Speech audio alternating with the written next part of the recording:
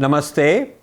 The World Hindu Congress is a major international event starting in Chicago in the next few days, and I'm a featured speaker in the education channel. Unfortunately, a campaign has been started by Indian leftists in the United States asking people not to go, to boycott the event. I was called and told, don't go, but I'm going, and here is why I'm going. Hinduism is one of the major religions in the world. It has a proud heritage. It has made many contributions, positive contributions to humanity.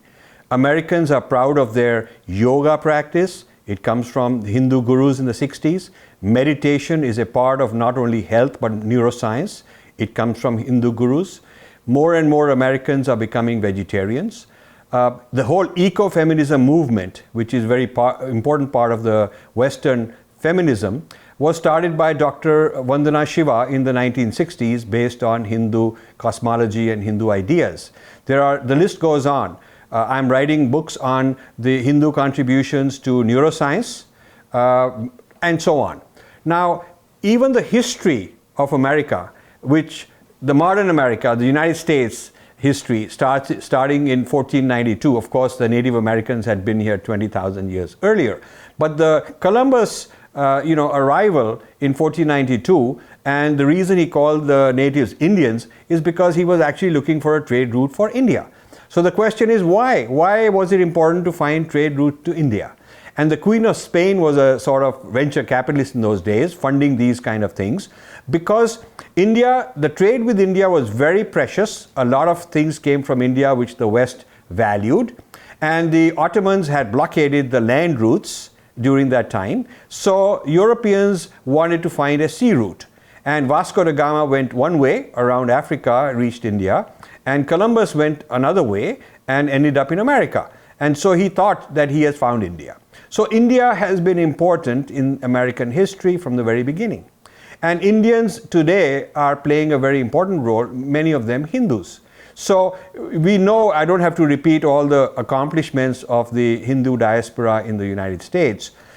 There is absolutely no reason why Hindus should be ashamed, why Hindus should think it's un-American or anti-American to assert themselves. United States is a pluralistic society, respects all religions, all faiths, is multicultural. So there's really no reason for us to sort of not participate full-fledged as Hindus and as Indians in American society. Now, the Hispanics have celebrated their heritage. The blacks are celebrating their heritage. There are Jewish American organizations. Buddhists are celebrating. Christians, of course, and Muslims are celebrating in this country. As long as you practice mutual respect, you're okay. Mutual respect means I respect your faith, I respect your right to practice your faith, and I want you to do the same for me. This also means the idea of Ishtadevta is very precious in this context. Ishtadevta is a Hindu idea which says, my chosen deity is X, yours may be Y. So you could have Jesus as your Ishtadevta, you could have Allah as your Ishtadevta. My Ishtadevta is Shiva. Now I have no problem that you practice another deity, you worship another deity, however you worship, and I don't want you to have a problem with mine.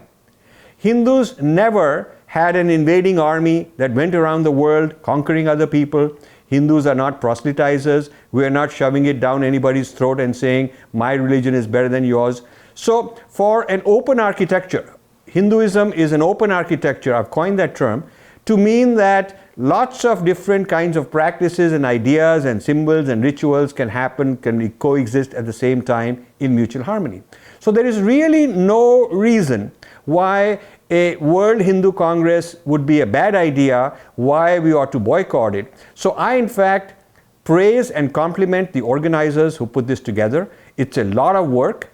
It will help our next generation have pride of heritage.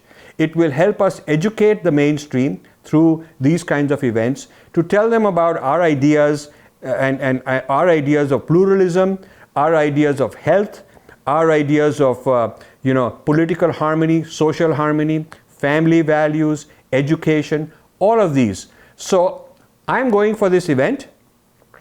It doesn't bother me that a lot of people are going to criticize.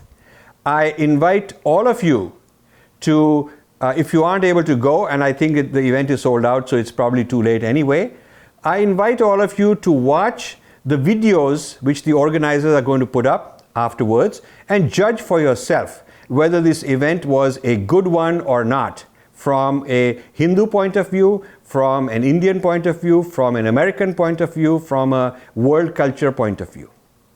So that's my statement on why I'm going to the World Hindu Congress. Thank you.